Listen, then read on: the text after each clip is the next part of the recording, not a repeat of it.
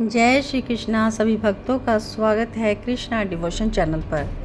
आप सभी इस चैनल के माध्यम से श्रवण कर पा रहे हैं भगवान श्री कृष्ण की अद्भुत लीलामयी कथा श्री कृष्ण चरित अमृतम। पिछले भाग तक हम पहुँचे थे कि भगवान श्री कृष्ण परलोक गमन से पहले उद्धव जी को शिक्षा दे रहे हैं, बहुत ही सुंदर उपदेश दे रहे हैं, जो कि श्रीमद् भागवत महापुराण में उद्धव गीता के नाम से भी है 11वां स्कंद। तो भगवान श्री कृष्ण ने उद्धव जी को बद्रीनाथ धाम में जाने के लिए कह दिया है। तो आइए आगे बढ़ते हैं आज की कथा की ओर।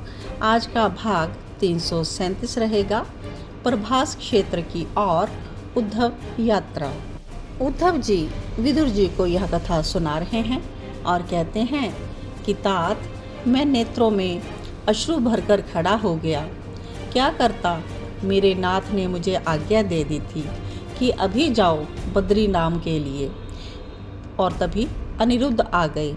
उन्होंने आते ही कहा था कि द्वारिका में हाहाकार मच गया है। उद्धव कहते, मैं तो कांप गया अनिरुद्ध की बातें सुनकर। हे तात विदुर जी, मैं रुक ही गया। मैं समझ गया कि ऋषियों के शाप का परिणाम आ रहा है। अनिरुद्ध की बात सुनकर भगवान तनिक भी विचलित नहीं हुए, अविचल खड़े रहे और बोले, क्या हुआ वत्स?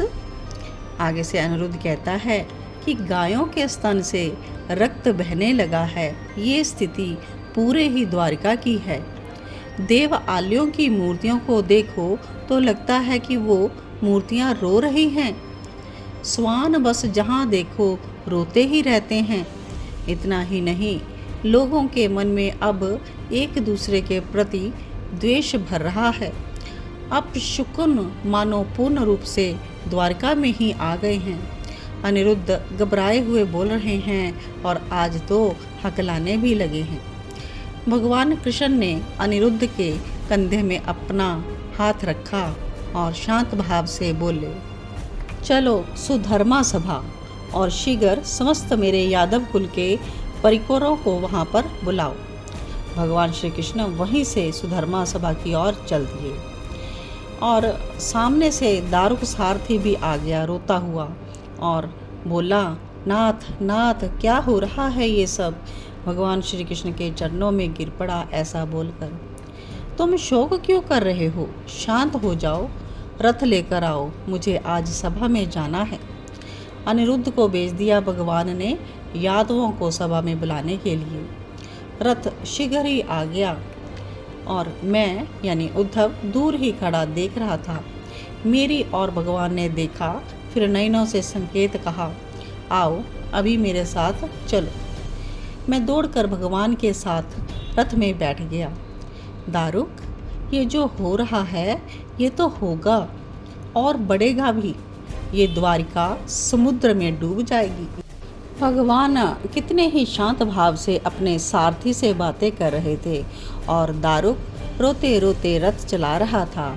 उसका मुख अश्रुओं से भर गया था। और अगला सीन है कि भगवान पहुंच गए हैं अपनी सुधर्मा सभा में और संबोधित कर रहे हैं, हे यादवों, लगता है कलयुग के आगमन की वेला आ गई है, इसलिए ये अपशगुन शुरू हो गए हैं। काल स्वयं ईश्वर होता है, उस काल की गति को कोई रोक नहीं सकता। उद्धव जी कहते कि मैं भी सुन रहा था सुधर्मा सभा में। भगवान स्वयं काल हैं, ये सब उनकी ही लीला थी। मुझे हंसी भी आ रही थी और रोना भी आ रहा था। भगवान आगे फिर बोलते हैं, हे यदुवंशियों, सावधान, हमें ये नहीं भूलना चाहिए कि जिस द्वारिका में हम हैं वो समुद्र में हैं, समुद्र के मध्य में। समुद्र कभी भी इस द्वारिका को अपने भूगर्भ में समा ले सकता है। यदुवंशियों ने जब ये सुना तो सभी यदुवंशी लोग भगवान के मुख की ओर देख रहे थे और यह सब सुनकर कांप उठे और सब ने एक ही स्वर में भगवान से पूछा, क्या आज्ञा है आपकी? हम सब लोग अब प्रभास क्षेत्र में चलते हैं। वहाँ सरस्वती का स्रोत है, बड़ी पावन है वहाँ पर वो भूमि, वहाँ दान पुण्य यज्ञ आदि करने से मंगल होता है। इसलिए मेरी बात मानो, हम लोग द्वारिका से निकलें और प्रभास के लिए चलें। कुछ धन आदि भी साथ ले लो ताकि वहाँ जाकर दान पुण्य का कार्य कर सके। भगवान श्री कृष्ण की बातें सुनकर सब लोग चलने के लिए तैयार हो गए। अक्रूर जी ने महारानियों के चलने की व्यवस्था तुरंत बना दी। बाकी यादव लोग तो अश्व, रथ या अन्य साधनों के और प्रभास की ओर जा रहे थे। दारुक के साथ जब भगवान रथ में बैठे और वो भी जब जाने लगे, तब फिर मेरी और भगवान ने देखा और इस बार कहा, तुम अब बद्रीनाथ चले जाओ। और मैं सिर झुकाकर ही खड़ा रहा। भगवान का वो गरुण ध्वज रथ तो चला गया, किंतु पीछे से बलराम जी आए और उन्होंने मुझे अपने रथ में बैठने के लिए कहा। मैं कुछ भी समझ नहीं पा रहा था कि ये हो क्या रहा है, तो मैं रथ में बैठ गया और बलराम जी ने मेरी ओर देखकर इतना ही कहा, उद्धव अभी मत जाओ, क्योंकि लीलाधारी पता नहीं क्या लीला करने वाले हैं। इनको सब पता था कि भगवान ने मुझे क्या आज्ञा दी है।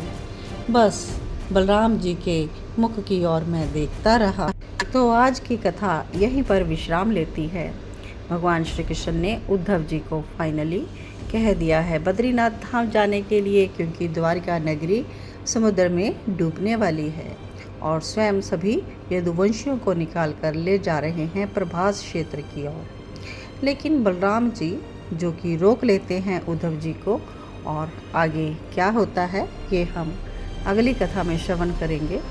तब तक आप सभी भक्तों के हृदय में बैठे भगवान श्री कृष्ण को मेरा कोटि कोटि वंदन। जय जय श्यामा, जय जय श्याम, जय जय श्री वृंदावन धाम की जय हो।